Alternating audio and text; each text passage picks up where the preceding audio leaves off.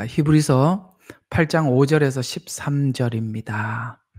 자, 8장 5절에서 13절 우리 같이 좀 합독하시겠습니다. 시작.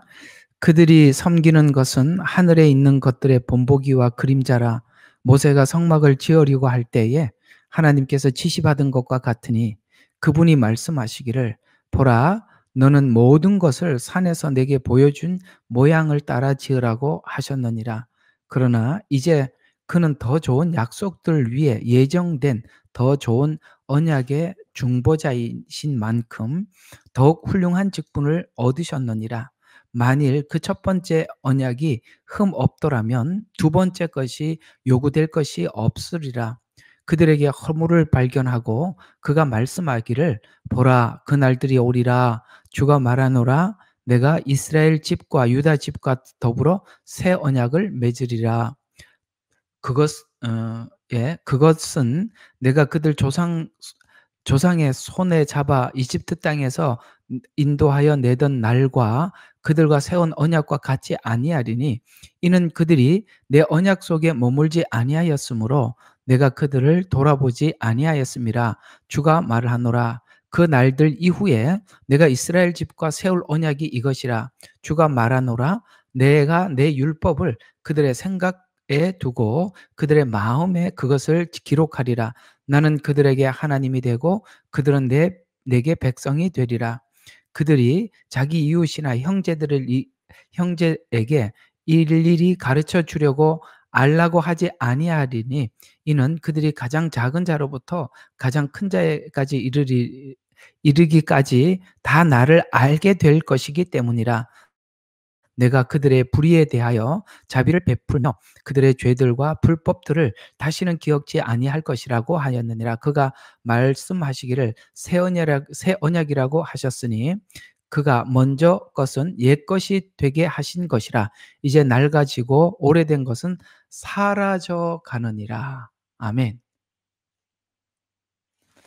여러분 이거 쭉 읽으면서 이 내용 지금 무슨 말씀인지 이렇게 어떻게 흐름 이렇게 잡히세요?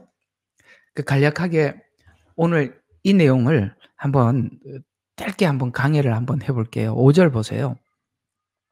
하나님을 섬기는 것은 하늘에 있는 본보기와 그림자라. 모세가 성막을 지으려고 할 때 하나님께서 지시를 받은 것과 같으니 그분이 말씀하시기를 보라, 너는 모든 것을 산에서 내게 보여준 모양을 따라 지으라.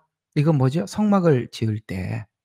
그 다음에 또 하나님께서 거기 있는 성막을 짓고 제사를 드리고 절기를 지키고 이런 모든 것을 할 때 내가 내게 보여준 모양을 따라 지으라 라고 하셔서 이게 모세가 임의대로 지은 것이 아니라 어떤 하나님의 명령에 따라서 지었다라는 의미를 가지고 있다면 여기에 모든 것에는 하나하나 의미를 담아서 우리에게 전달하고자 하는 하나님의 모형적 계시라는 이야기가 되죠. 모형적 계시. 여러분 처음 듣는 이야기겠지만 그렇게 말을 해도 이 말은 무슨 뜻인지 알아들으시겠죠? 모형적 계시. 구약이잖아. 그죠? 성막이. 자, 그렇게 모양을 따라 지으라라고 하셨느니라. 그러나 그는 자 보세요. 하나님께서 모세에게 보여준 이 모형은 이런 거래요. 6절을 보면 그러나 이제 그는 더 좋은 약속들 위에 제정된 더 좋은 언약의 중보자인 만큼 더욱 훌륭한 직분을 얻었느니라. 그러면 보세요. 앞에 더 좋은 약속들, 더 좋은 중보, 그 다음에 더욱 훌륭한 직분. 왜 이렇게 더욱이라고 붙었죠? 여기 계속 더 좋은 이런 말이 붙어 있잖아. 그죠? 이게 무슨 말이냐면은 모세와 다른 더 좋은. 그러니까 지금 예수님과 모세를 둘을 비교해서 설명을 하고 있죠.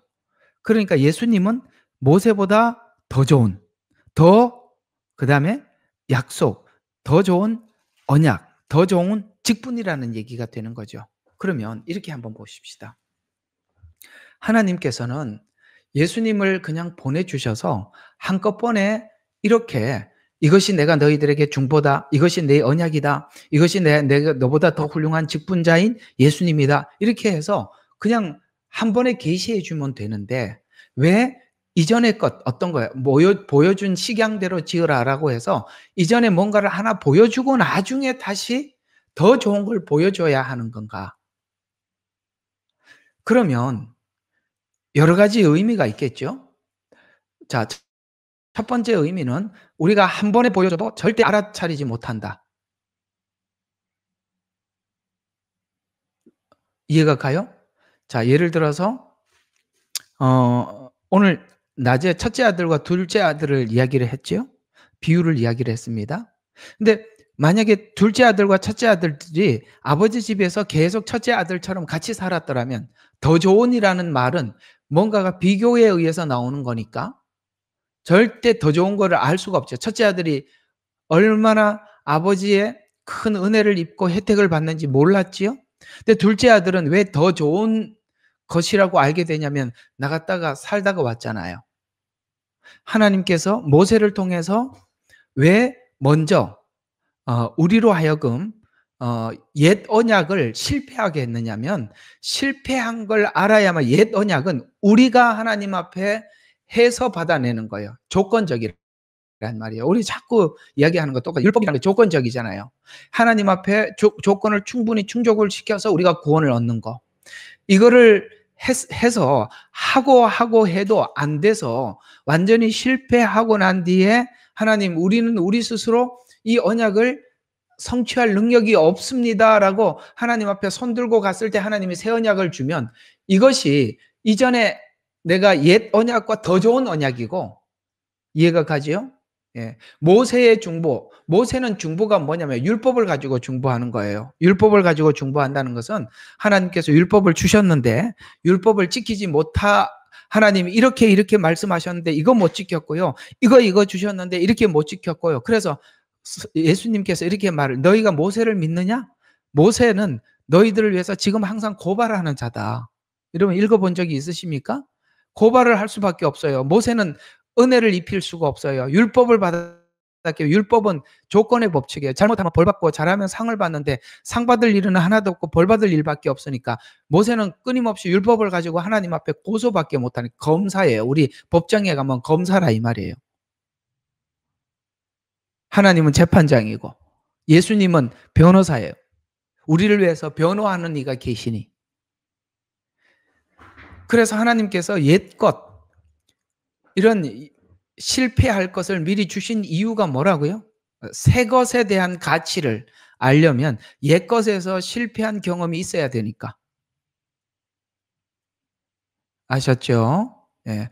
걸어 다니던 사람이 자전거의 값을 알고 그 밟고 낑낑 땀을 흘리면서 자전거를 밟았던 사람이 오토바이의 가치를 알고 오토바이를 타고 갔던 햇빛과 비를 다 맡으라는 거예요.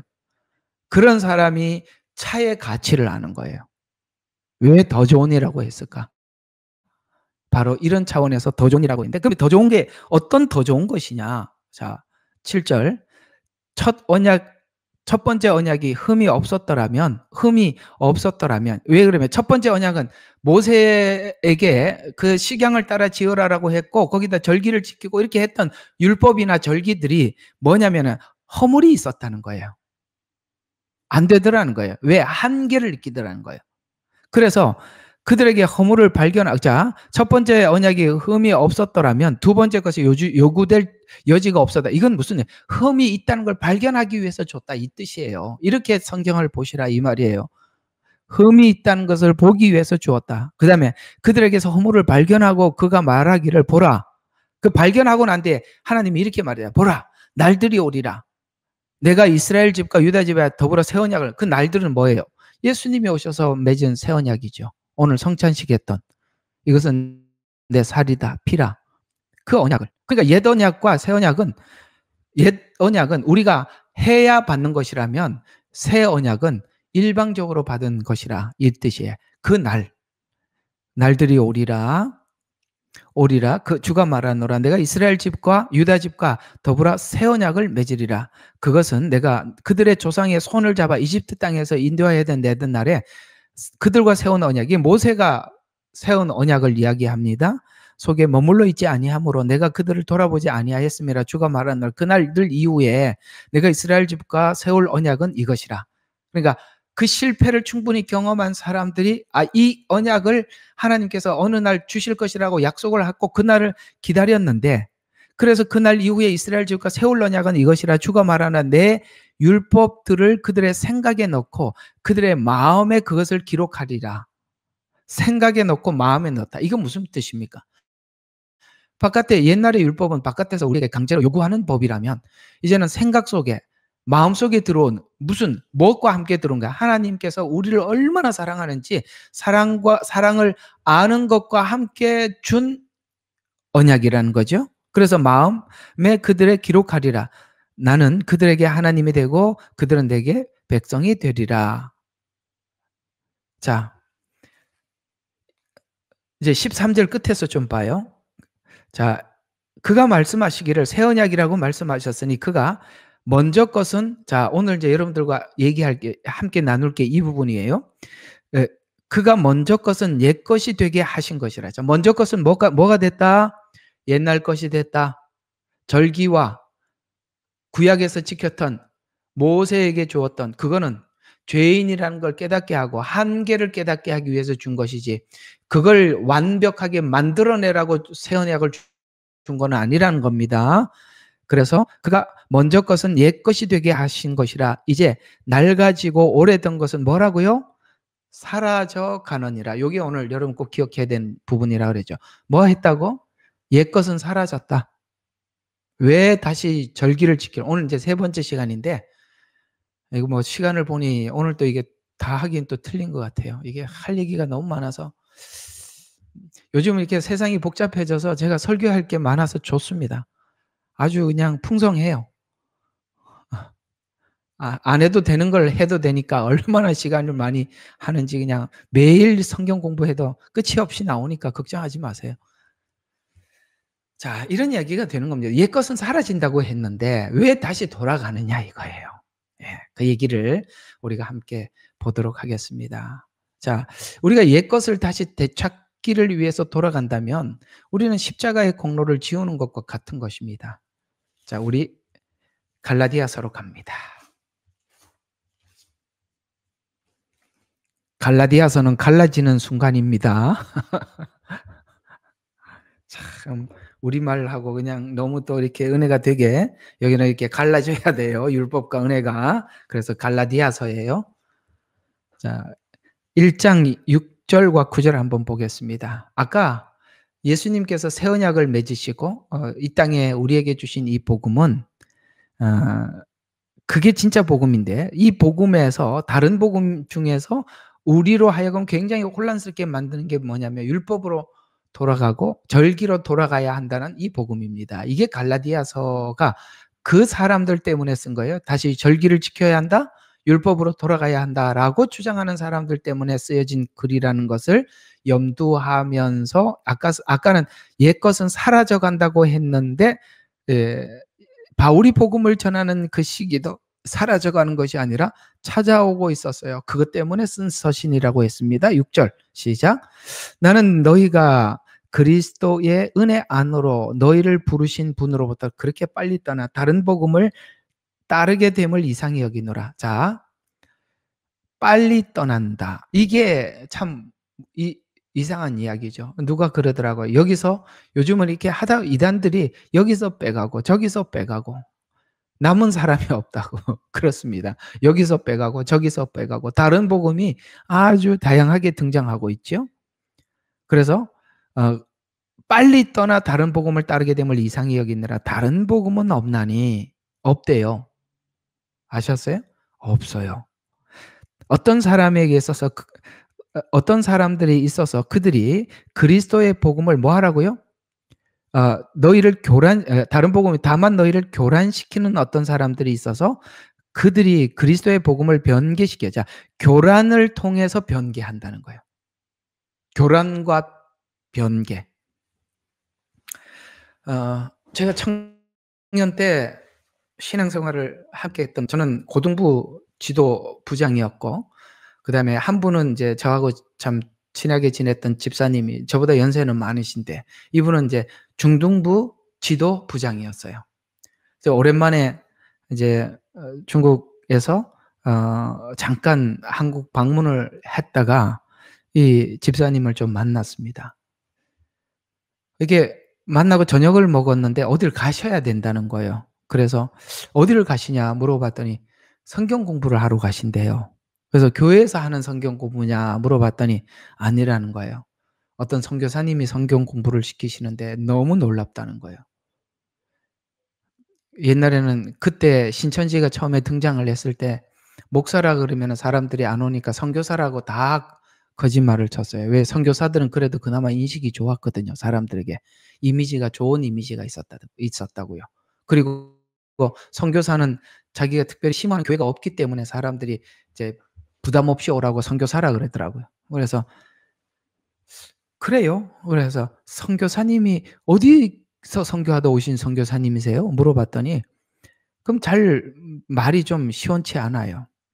그래서 내가 언뜻 어떤 생각이 드냐면 '요거 혹시 신천지에서 공부하는 건가?' 싶어서 물어봤어요. "어떤 내용 공부하냐?" 그랬더니 비유풀이를 하는데 기가 막히다는 거예요. '하 이거 신천지구나.' 싶더라고요. 그래서 인제 신천지가 교육하는 방식을 제가 쪼끔 아니까 요렇게, 요렇게 설명을 하고 요렇게, 요렇게 설명을 해 가면 그게 신천지인 줄 알고 "빨리 나오세요." 그랬더니 자신 있어 하는 거예요. 아이고 목사님 제가 몇 년을 성경을 읽었고 얼마나 성경 공부하신지 아시지 않습니까? 제가 그거 하나 분별을 못 하겠습니까? 이게 교만이고 자만이에요. 아시겠습니까? 참 알죠? 그분 제가. 어 근데 가서 성경 공부를 하고 왔대. 그래서 "이렇게, 이렇게 성경 공부시키는 거 맞죠?" 그랬더니 맞대. 신천지 맞다고. 당장 나오시라고. 그래 갖고 인제 안 나가셨는데 그분이 성경을 참 많이 보시는 분이세요. 늘 성경을 암송하고 묵상하고 그러셨던 분이세요. 그리고 제가 지금 여러분에게 전하는 이 복음을 어 그 목사님 말에서 지금 제가 배운 거나 그 집사님이 배운 거나 같은 목사님 아래서 같이 배웠어요. 그 목사님은 복음에 아주 밝으신 분이시에요. 그렇게 배웠는데도 여기 신천지의 비유풀이에 넘어가는 거예요. 왜 그러냐? 오늘 여기 답이 나와요. 자, 1장 6, 7절 보세요. 요런 말들 성경이 괜히 한 게 아닙니다. 자, 뭐라고 한다고요? 다른 복음을 어떻게 변개시킨다고요? 교란해서 변개시키는 거예요. 교란. 여러분 비유풀이는 교란 작전이고 아시겠어요? 비유풀이는 교란 작전이고 목적은 변개시키는 게 목적이라는 거예요. 몇 가지 맞고 신비한 이야기를 해 주지만 그거는 어떤 자기들의 목적을 위해서 몇 가지 소스를 주는 겁니다. 그래서 처음에 가면 비유풀이가 신비로워요. 처음에는 되게 신비로운데 나중에 비유의 주인공이 이만이다 이렇게 가는 거예요.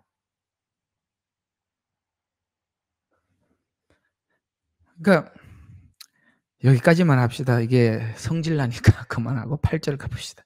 그래서 기억해 두세요. 첫 번째 뭐라고요? 교란. 여러분은 아무리 맞아 보여도 교란 작전입니다. 어디로 가려고 하느냐? 변개를 위한 교란입니다. 계속 보세요. 8 절.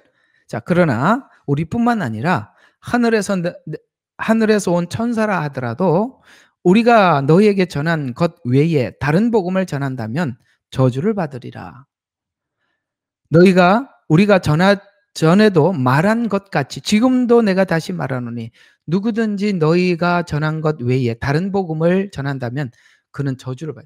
이 복음은요. 누가 참 우리 예문방에 누가 아주 잘 적었는데 복음은요. 아주 단순해요. 너무 단순해요. 너무 단순해서 우리가 아까 낮에도 말씀드린 것처럼 세상은 모든 것이 그러니까 어떤 원인을 넣어서 결과를 받아내는 것이 세상의 이치인데 우리는 원인 없는 결과가 너무 크니까 그냥 그걸 믿음으로 '하나님 감사합니다.' 하면 되는데 이게 왜 그런지 자꾸 들어가다 이렇게 되는 거예요. 뭘 왜 그래요? 죽었던 사람이 살았는데 우리가 아는 것은 딱 한 가지예요. 두 가지. 자, 우리가 예수 믿고 아는 건 두 가지예요. 첫 번째는 '아 내가 죽었다 살았구나.' 여러분 공감하면 아멘. 우리 예수 믿고 죽었다 살았는 거 알았죠? 두 번째, 아, 내가 옛날에는 장님이었는데 이제는 보는구나. 맞죠? 내가 옛날에는 장님이었는데 보는구나. 예수님께서 이런 말씀을 하시잖아요. 너희 이스라엘 백성들이 광야에서 만나를 먹었던 것처럼 내 살을 먹고 내 피를 마시는 자는 영원히 살리라 하니까 이 말이 너무 어렵도다. 그 사람들은 봐도 못 보고 들어도 못 듣는 것 때문에 그러는 거예요. 근데 내 피를 마시고 내 살을 먹는 자는 살리라고 했더니 베드로가 뭐라고 말했죠? 영생의 말씀이 주께 있사오매 내가 누구에게 가오리까? 똑같은 말을 들어도 눈이 떠진 사람은 본단 말이에요. 우리가 달라진 것은 뭐냐면 죽었다 살았다는 것이고, 죽었다 살았다는 증거가 뭐냐? 예수님을 앞에 보고 본다는 거예요. 그리고 듣는데 그 말이 무슨 뜻인지 알아듣게 된다는 거예요. 이게 달라진 거야. 이게 다른 거 이외에는 아무것도 없어요. 그 복음이 들린다는 것이죠. 복음은 단순해요. 이 단순한 복음이 분석이 되는 게 아니라 믿어진다는 게 신비로운 겁니다. 예? 그게 전부예요. 그걸 이제 알아보자 하고 들어가는 순간 우리는 또 엉뚱하게 가르치는 교리에 들어가는 거예요. 여기 오늘 아주 단순한 복음이라는 거예요. 그래서 다른 복음이 있다는 거, 그 다른 복음에 들어가기 위해서 교란시켜서 변개한다.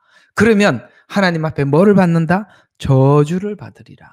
요 단어를 기억해 두세요. 자, 첫 번째 다른 복음, 두 번째 교란. 이제는 좀 아주 머리에다 이렇게 박아놓고 가게, 콱 집어넣고 가게. 첫 번째 다른 복음이 있다.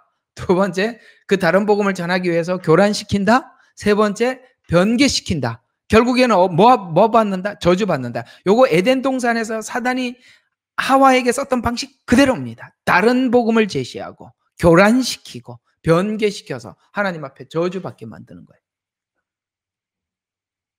그래서 이 복음은 복잡하지 않다. 이거는 계시대로 받은 것이다. 계시는 믿을 수밖에 없어요. 분석이 안 되는 거잖아요. 계시가 어떻게 분석이 되겠어요? 계시로 받은 것이다. 자, 1장 11절부터 한번 계속 봐요. 11절, 12절. 그러나 형제들아 내가 너희에게 알게 하노니 내가 전한 복음은 사람에 따른 것이 아니니라. 사람은 조건 법칙입니다. 나는 그것을 사람에게 받지도 않고 배우지도 않았으며 오직 예수 그리스도의 계시를 통하여 된 것이라. 그 뒤에 있는 이야기는 제가 한번 설명한 적이 있으니까 지나가겠습니다. 계시는 믿는 것이지 분석해서 이해하는 것은 아니지요. 자, 그래서 우리는 이 계시된 복음을 하나님께서 살려서 듣게 해주셨는데 이 복음과 아까 옛 것은 사라져간다 그러죠. 사라져고 낡아진 것은 폐기된다고 하셨습니다. 그래서 폐기된다고 했기 때문에 이 둘은 공존할 수가 없어요. 자, 공존할 수가 없습니다. 갈라디아서 4장 9절부터 한번 봅시다. 율법과 복음은 공존할 수가 없고 우리가 복음 안에 들어온 이후 우리는 절기로 돌아가지는 않습니다.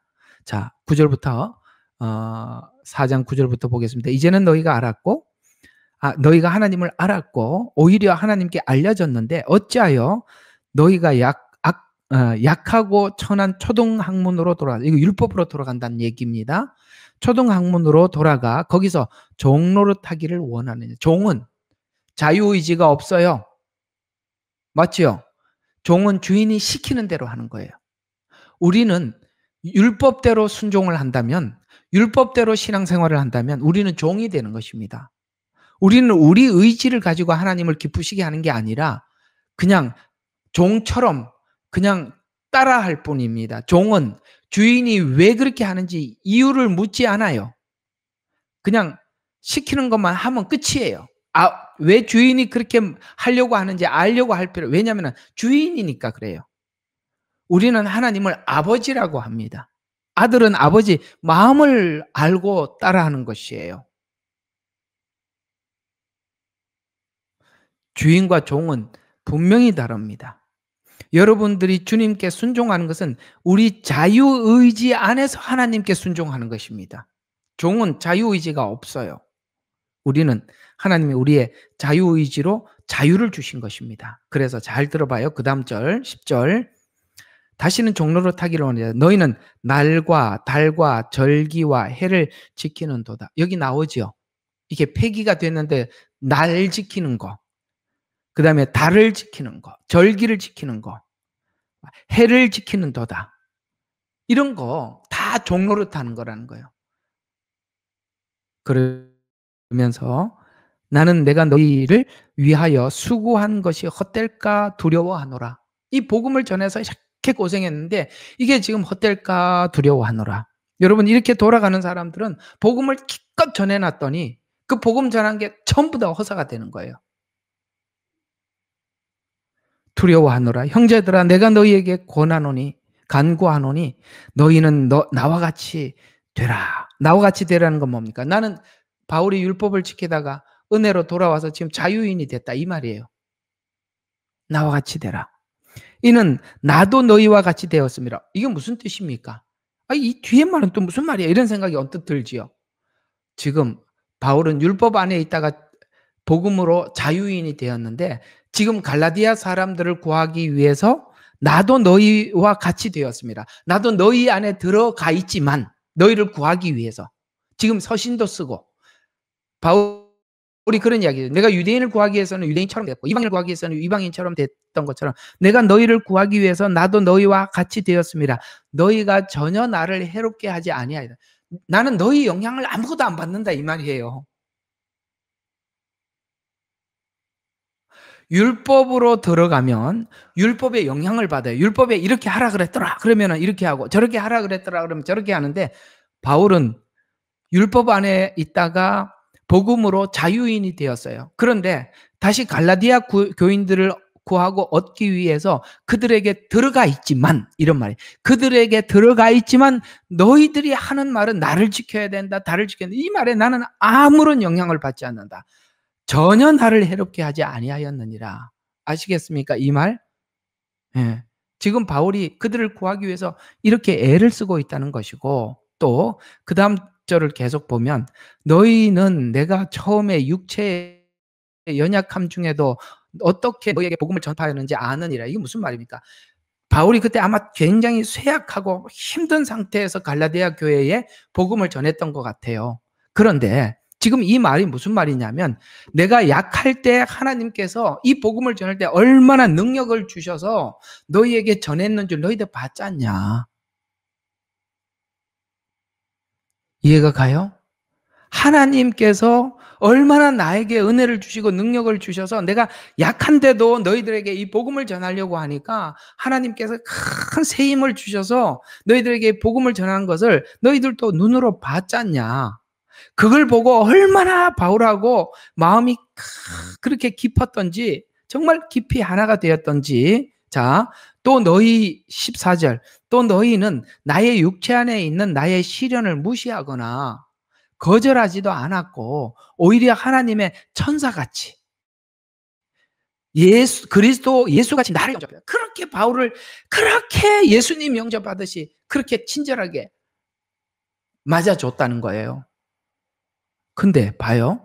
이들이 얼마나 갈라디아 교인들하고 이렇게 했냐면 그러므로 내가 너희에게 진리를 말함으로 15절 그렇다면 너희가 말한 복이 무엇이겠느냐 내가 너희에게 증거하노니 너희가 할 수만 있었다면 너희의 눈이라도 빼서 내게 주었으리라. 여러분 지금 갈라디아 교인들과 바울의 관계가 얼마나 깊은지 알겠죠? 우리가 이렇게 정도 깊으면 저주를 받아라 이놈들아 이렇게 하면서 내가 너희들에게 의심이 있다 나는 너희들을 믿지 못하겠다 이런 말을 하기가 얼마나 어려워. 그런데 여러분 여기까지 바울이 이렇게 정말 이렇게까지 그 표현을 해야 되는 것은 그 지난날 그렇게 좋은 관계 그런 걸 다 무시하고 이렇게 등져도 좋다는 거야. 저 좀 봐요. 이렇게 등져도 좋다는 거야. 등져도. 내가 너희들이 이게 이 은혜 안에서 떠나는 걸 이거는 볼 수가 없다. 내가 너하고 등을 져도 좋으니까 내가 너희를 구해내고 말 것이다. 이게 이 바울이 이렇게 하는 이 태도의 돌변이 얼마나 안타깝고 얼마나 마음에 그 그러면 이렇게까지 했겠어요. 그리고 지난날 얼마나 관계가 좋아서 예수님만 영접하듯이 바울을 맞이해 줬고 눈이라도 빼서 줬다는 말은 그 다윗이 왜 나와? 바울이 다메섹에 가다가 예수님을 만나게 되었을 때 너무 강한 빛을 받아 가지고 이 눈이 너무 안 좋아요. 그 빛을 너무 세게 받아 가지고. 그래 가지고 이게 우리가 인제 전승에 의하면 본인이 그런 이야기는 안 했지만은 전승에 의하면 그는 이게 항상 눈곱이 이렇게 이게 눈이 안 좋아 가지고 아주 이게 눈곱처럼 흘러내리고 아주 고생을 많이 했다고 그래요. 그러니까 이게 눈이 안 좋으니까 얼마나 답답하겠어요. 그러니까 갈라디아 교인들이 자기 눈이라도 빼주고 싶을 만큼 이 괜히 나온 말이 아니에요. 바울이 그만큼 눈에 약점이 있었다는 거예요. 그럴 정도로 정말 바울을 귀하게 여겼다가 보세요. 이렇게 바울의 복음을 이렇게 진심으로 받았다가도 여러분 이 다른 복음을 전했을 때 이렇게 빨리 떠날 수 있다는 걸 여러분 기억하셔야 돼요. 나는 그게 이 갈라디아서 이 말이 괜히 나온 말이 아닌 것 같아. 여러분들이 이렇게 애를 쓰고 막 오늘 새로 오신 분이 내 마음을 꺼내놓고 목사님이 우리한테 전달 진짜 이렇게 하면 뭐해? 이 땅도 오면 금방 가는 이럴 수 있다는 거예요. 나 이게 무섭다는 거예요. 예? 이 모두 다 우리가 하나입니다. 고맙습니다. 이렇게 하더라도 얼마든지 잘못된 곳에 접촉을 해서 변개된 거, 교란시키는 거 이런 거 들으면 우리가 이렇게 빨리 떠나갈 수 있다는 거예요. 왜 갈라디아 교인들이 이렇게 돌아섰다는 얘기를 듣고 바울이 얼마나 충격을 받았겠어요. 옛날을 생각해 보세요. 이런 관계였었는데. 그러면서 16절 보시면 그러므로 내가 너희에게 진리를 말함으로 너희의 원수가 되었느냐. 이게 이제 그 마음이 느껴지시죠. 내가 너희들이 원수가 되더라도 내가 진리를 말하겠다. 이런 이야기가 아니겠어요? 내가 너희들이 내 버림받아도 좋다. 네가 하나님께 돌아갈 수만 있다면 나 지난날 이런 아름다웠던 너희들과의 추억 그냥 추억으로 남아도 좋으니까 넌 너만큼은 돌아서야 한다라는 이 간절한 마음을 16절에 그러므로 내가 너희에게 진리를 말함으로 너희의 원수가 되겠느냐. 그들이 너희에게는 열성을 내는 것이 그들은 뭡니까? 거짓 복음을 전하는 그 사람들이 너희에게 열성을 내는 것은 좋은 의도가 아니고 다만 너희를 떼어내어서 누구하고 떼어내? 바울하고 떼어내고 하나님과 떼어내는 거예요. 그래서 떼어내어서 너희로 그들에게 열성을 내게 하려 함이라. 왜요? 이 갈라디아 교인들이 이렇게 은혜를 받고 열심히 주님을 섬겼거든요. 꼭 그 신천지가 와서 왜 교회 앞에서 말이야 전도하냐고 꼭 주일날 11시 10시 반부터 딱 교회 가는 사람들 그 앞에다 전도지 나누어줘. 그래서 왜 교회 와서 전도하냐 그랬더니 원래 추수는 익은 곡식 추수를 하는 추수는 곡식이 익은 곳에서 해야 된대. 그래서 곡식이 익은 곳인 저 세상 사람들은 심지도 않은 씨알이니까 교회 와서 나는 이 사람들의 논리가 너무 기가 막히는 거예요. 예? 여기도 이렇게 호주에도 보면 말이에요. 처음에 왔을 때 여기도 교회 차들이 픽업을 하는 데가 있어요. 한인촌이 있으니까. 거기에 어느 교회 차가 몇 시에 지나가고 어느 교회 차가 몇 시에 지나가고 픽업 존이 있어요. 그러다 보면 가끔씩 누가 나타나느냐면 그 픽업 시간을 놓치고 자기 교회 차를 놓친 사람이 있어요. 또 그 신천지가 와서 뭐라 그러냐면 어차피 거기 교회 못 갔는데 우리 교회 가자는 거예요. 야, 그러니까 참 그 사람들도 그런 방법을 고안해 내려니까 별 방법이 다 나오는 거지요. 어차피 오늘 당신 교회 예배를 못 드리니까 우리 교회 가서 예배를 드리자는 거예요. 거기서 예배 드리나 여기서 예배 드리나 아무 데서 예배 드리면 되지 않냐. 그러니까 또 그래 그렇구나. 그래서 오늘 우리 본교회 가서 예배를 못 드리니까 그래라 그 예배를 꼭 드려야 되는 사람들은 그래 여기 가서라도 예배 드리죠. 그게 신천지예요.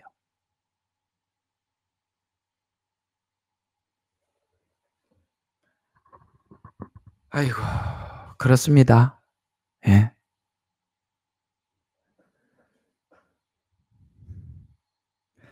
왜 그러냐면 여기 본문이 그런 이야기예요. 자, 그들이 너희에게 열성을 내는 의도는 좋은 의도가 아니다. 다만 너희를 떼어내어서 바울하고 떼어내어서 너희의 그 열성을 그들에게 내게 하려고 합니다. 그러니까 꼭 열심 있는 사람을 데리고 가. 열심 있는 사람을 데리고 가서 그 열심을 자기들을 위해서 내도록 하는 거예요.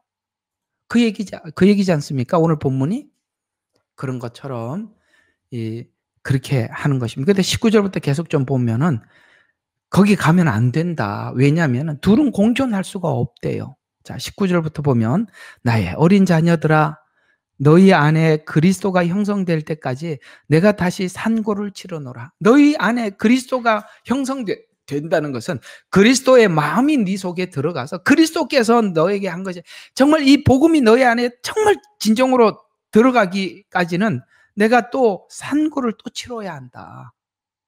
예? 해산의 수고를 해야 할 만큼 정말 애를 써야 되지 않겠느냐라고 하면서 내가 지금 너희와 함께 있으려고 하고 왜요? 이게 지금 이들이 지금 이렇게 가만히 두면 어떻게 될지 뻔하니까 있으려고 하고 나의 어조를 바꾸고자 하면 내가 너에게 의심이 어조를 바꾼다는 얘기 뭐죠? 이런 이야기가 있더라고요. 그 설교를 이렇게 가르치시는 분들이 이런 이야기를 합디다. 초보일수록 목소리가 크고 고수가 될수록 차분해진다고 합디다. 저는 이렇게 목소리가 큰 거 보니까 아직도 초보 같아요. 왜냐하면 진정으로 강조를 해야 될 때는 목소리를 높이지 말고 목소리를 차분하게 전하라. 그 말이 전달이 된다는 말이 있어요.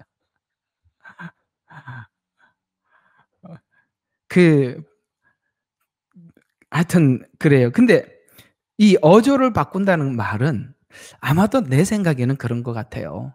바울이 옛날에 이들이 눈이라도 빼어줄 것 같고 그다음에 예수님을 영접하듯이 바울을 영접했을 때 막 큰 소리로 열정적으로 설교를 했을까요? 아마 조용하게 설명을 해 줬을 겁니다. 그렇게 했죠. 여기 화면 켠 사람이라도 네 이렇게 대답 좀 해봐. 그래야 제가 조용하게 가르쳐 줬을 거예요. 근데 지금 어조를 바꾼다는 이야기는 아마도 큰 목소리를 낸다라는 뜻이 될 것입니다. 그러면 보세요. 내가 지금 너희와 함께 있으려 하고 또 나의 어조를 바꾸고자 함은 내가 너희에 대해서 뭐가 있어서 그래요? 의심이 있기 때문이다. 라고 하면서 율법 아래에 있고자 하는 자는 이제 설명을 합니다. 이게 너무나도 흥분할 이야기니까 율법 아래에 있고자 하는 자는 너희는 내게 말하라. 너희가 율법을 듣지 못하였느냐? 이 말이 지금 조용하게 한 말은 아닌 것 같아, 그죠? 내가 율법을 듣지 못했느냐? 라고 하면서 기록되기를 설명을 하고 있습니다. 아브라함에게 두 아들이 있었다. 하나는 종에게 난 아들이고 하나는 자유하는 여자에게 난 아들이다. 하갈에게 난 이스마엘을 이야기하는 것이고 사레에게서 난 아브라함을 이야기하는 것이겠죠. 그렇죠? 근데 율법은 하갈에게서 난 자와 같이 뭐와 같다고요? 종에게서 난 자다. 그래서 구약에 있었던 이게 하갈을 내쫓았던 이유가 오늘 이 복음 안에서 이렇게 설명이 되는 거예요. 23절 보세요. 그러나 여종에게서 난 아들은 육신을 따라 낳고 그랬죠. 아브라함의 머릿속에 나온 방법이잖아요. 사람의 지혜에 의해서 나온 겁니다. 육신을 따라 낳고 자유로운 여자에게서 난 아들은 약속으로 말미암아 난 것이라. 이건 하나님이 주신 약속으로 준 거라는 거예요. 믿음으로 받은 거라는 거죠. 그래서 그 사건이 복음을 설명하기 위한 내용인데 이것이 비유였대. 그러니까 구약에 있는 이런 사건들은 신약에 와야 뜻이 해석이 된다는 얘기 말씀드렸었죠, 오늘 낮에? 똑같은 이야기죠. 이것은 비유니 이들은 두 언약이라 하나는 옛 언약, 하나는 새 언약 이렇게 그걸 또 설명을 하는구나 이렇게 이해가 된다는 거죠. 그래서 두 언약이라 이는 하나는 신의 산에서 종부터 종을 받은 자니 하갈이라. 지금 하갈을 낳았던 아브라함의 이야기는 곧 모세가 시내산에서 율법을 받았던 이야기와 이 꼴이구나. 그래서 율법은 하갈에게서 난 것처럼 종의 예언약은 종이구나. 종은 자녀가 아니니까 아버지 마음을 알려고 하지. 시키는 것만 하면 되지요. 자유의지 없이 무조건 맹종하는 것이에요. 그 종이라는 거예요. 근데 거기서 우리를 꺼내기 위해서 예수님이 오셔서 십자가에 죽었는데, 자유를 주기 위해서, 자발적으로 하나님 앞에 순종하기 위해서 복음을 줬는데, 네가 다시 율법으로 돌아가면 너는 종의 자녀가 되는 것이다. 종의 자녀는 상속을 받을 수 없다는 거예요. 율법으로는 구원받을 수 없어요. 그래서 이렇게 하갈은 아라비아에 있는 시내산이니, 그렇구나, 시내산에서 받았던 율법이 하갈과 같은 종, 이렇게 이 꼴이구나. 지금의 예루살렘과 같아서 그녀는 자기 자녀들과 더불어 종노릇하나. 여러분, 우리가 하나님 이 복음을 모르고 그냥 무조건 절기를 지키고 율법을 지키고, 이거는 종노릇하는 거라고 딱 못을 박았습니다. 이게 못 박고 더 이상 움직이지 않습니다. 그 다음에 이제 또 다른 자유하는 복음을 이렇게 설명해 들어가요. 26절, 위에 있는 예루살렘은 자유로우니 우리 모두의 어머니라. 기록되기를, 자 보세요. 잉태하지 못하는 자여, 여인아 즐거워해라. 산고를 치르지 못하는 여인아 소리질러 외치라. 홀로 사는 여인의 자녀가 남편 있는 여인의 자녀보다 더 많음이라. 무슨 말이에요? 율법 아래서 난 자들보다 복음 안에서 난 자들이 훨씬 많고, 이 사례는 이삭을 낳았는데, 이것은 아브라함의 생각 속에서 나온 자가 아니라 하나님이 약속을 했기 때문에 받은 것. 우리가 그 아브라함 생애를 통해서 다 봤지요. 아브라함도 늙었고 사라도 원래 생산하지 못했었고, 경수도 끊어진 상태에서 하나님이 주셨다면 사람에게 의해서 나온 것이 아니라 약속에 의해서 받은 것이다. 예수님은 인간의 아담의 후손으로 온 것이 아니라 성령으로 잉태하신 약속에 의해서, 그날 내가 그를 보내주리라고 약속하신 약속에 의해서 받은 자와 같아서, 그래서 이제 그렇게 믿음으로 구원을 받은, 하나님의 약속으로 구원받은 자들은 뭐 하라고요? 즐거워해라. 소리질러 외쳐라. 왜냐하면 홀로 사는 여인이 자녀가 남편이 있는 여인의 자녀보다 더 많다. 이렇게 이야기를 하면서 28절, 형제들아 이제 우리는 이삭과 같은 약속의 자녀라. 그런데 그때에 육신을 따라 난 자가 성령을 따라 난 자를 박해하였던 것처럼 지금도 그러하도다. 무슨 말이에요? 우리가 은혜로 구원을 받고 자유의지로 하나님을 섬기고 있는데, 율법이 쓱 들어와서 우리 자유의지를 딱 멈춰버리는 거예요. 우리 자유의지를 탁 멈춰놓고 어떻게 하고 있죠? 율법을 따라 행해야 한다, 이렇게 이야기함으로써 우리로 하여금 너무나도 헷갈리게 만든다, 이 말이에요. 그래서 교회는 성도들이 은혜 받도록 첫 번째 도와줘야 하고, 사람들이 은혜를 받고 난 이후에 스스로 하나님의 일이 눈에 보여야 하고, 스스로 하나님의 일이 눈에 보일 때 스스로 하나님 앞에 자발적으로 섬겨 나갈 때까지 계속 가르쳐 주어서 그들이 하나님 앞에 오늘 이삭과 같이 자유하는 마음으로 하나님을 섬겨야 되는 거야. 자유로 하나님을 섬기게 만들어줘야 된다는 거예요. 근데 그 사이에 그 자유의 은혜가, 복음이 들어와서 하나님을 자발적으로 섬기기 전에 율법으로 탁 들어와서 강요하기 시작하면 뭐가 된다? 이 은혜가 이렇게 붕 떠버리고 종이 돼버린다는 거예요. 이게 제가 이게 말주변이 없어서 그러는데 알아들었다고 고개 좀 끄덕거려 봐요. 이해가 가죠? 무슨 말인지. 예. 그 말이에요. 그래서 둘은 같이 공존을 할 수가 없대요. 왜냐하면은 그때 육신을 따라 난 자가 율법은 뭡니까? 우리가 받은 이 복음을 박해한다는 거예요. 왜? 이스마엘의 힘이 더 세지요. 굉장히 그 인간의 이야기가 훨씬 율법적으로 빨라요. 그게 사람들한테 먼저 심어지고 나면 이 은혜를 설명하기가 너무 어려운 거예요.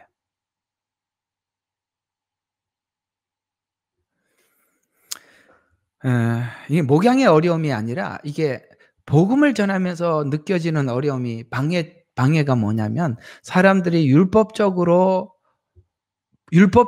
복음을 잘못 오해를 해서 이렇게 딱 인식하고 있는 사람들을 그 사람들의 생각을 바꿔놓는 작업이 정말 보통 작업이 아니고 저는 참 어렵더라고요. 이게 처음부터 이 복음을 복음답게 듣지 못하고 그러니까 율법으로 복음을 딱 틀을 잡아 놓은 사람들이 그걸 아니라고 무너뜨리기가 왜냐하면 율법이라는 것은 들어가 놓으면 틀이 너무 강해.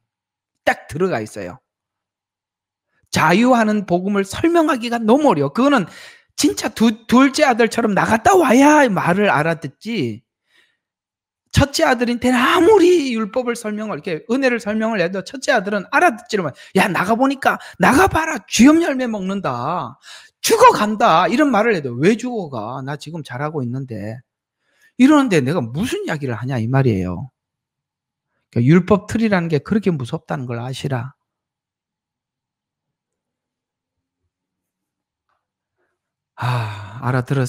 들었다고 생각을 하겠습니다. 이거 정말 중요한 부분인데 꼭 좀 아멘하고 알아들어 주셨으면 정말 감사하겠습니다. 틀이 무섭습니다. 이 자유하는 복음을 다시 전하기가 그렇게 어려워요. 그래서 아까 내가 다시 한번 상고를 치러야 한다라고 이야기를 하는 겁니다. 참 어려워요.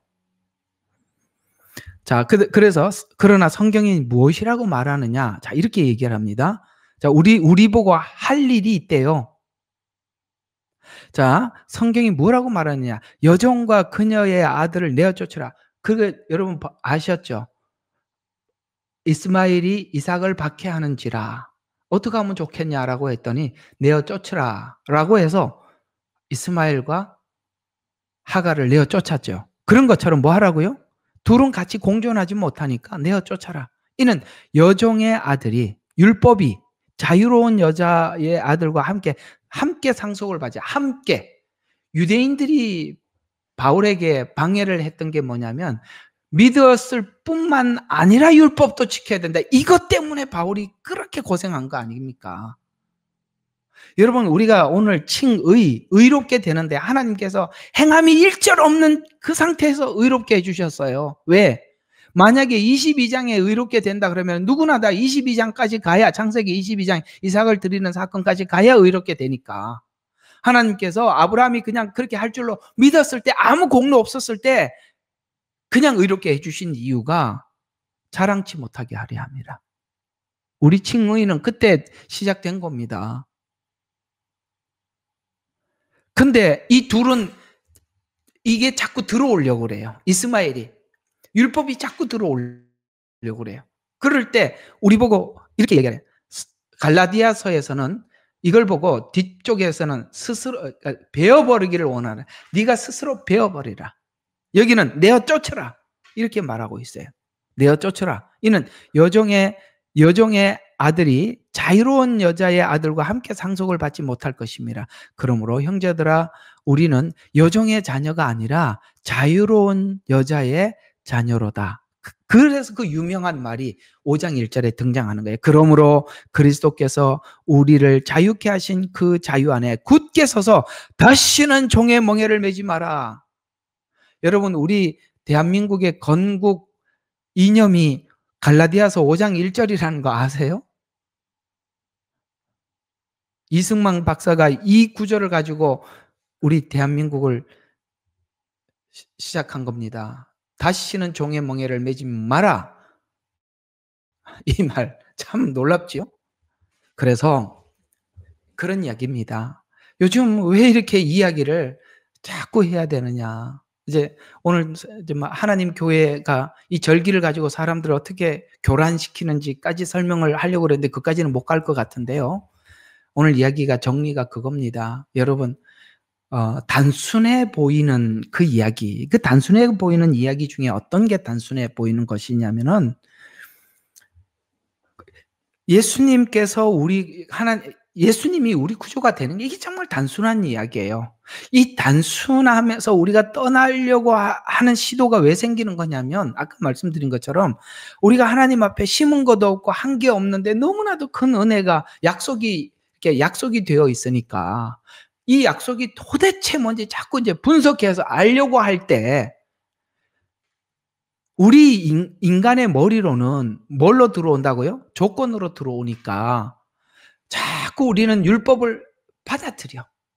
근데 그 둘은 들어오면, 그러니까 은혜와 율법은, 그러니까 예를 들어서 은혜를 우리가 99개를 가지고 있고 율법적 사고를 내가 그런가 하고 일을 생각하면 그 일이 99개하고 싸우게 됐다면, 왜냐하면 이스마엘과 이삭은 공존할 수가 없어요. 그러니까 우리가 구원을 이해할 때는 오직 은혜 이외에는 아무것도 생각하지 말아야 되는데 오직 은혜 외에 아니야 좀 뭔가 다른 게 또 필요하지 않겠어 하면 이스마엘이 들어오는 거예요. 그러면 뭐예요? 둘은 싸울 수밖에 없다. 그러니까 성경 본문은 뭐라 그래? 내어 쫓아라. 둘은 절대 공존할 수 없다.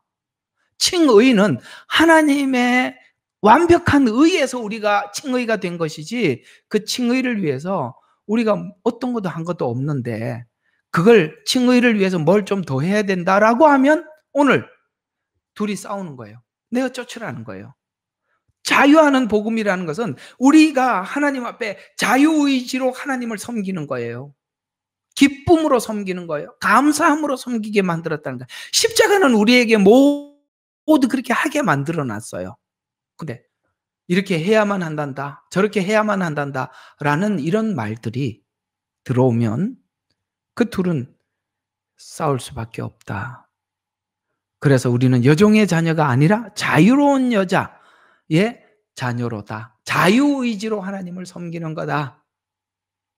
그래서 시편에 뭐라고 말해?